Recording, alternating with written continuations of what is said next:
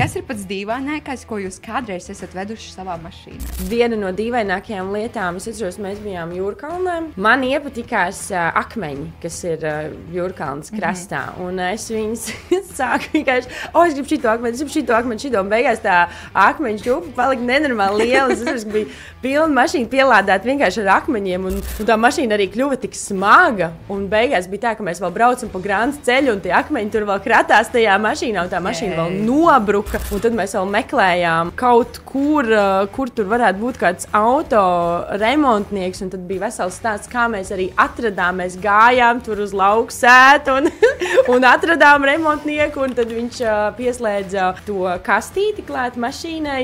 Un mašīna nebija saplīsusi akmeņu dēļ un tā svara dēļ mašīnai. Tur bija kaut kāda cita tehniska ķībele, bet tas viss komplekts, kad mēs kratamies pa Grāns ceļu, akmeņi kratās, viss kratās, mašīna vienkārši izslēdzās. Nu, tad tas varētu būt neordinārākais līdz šim.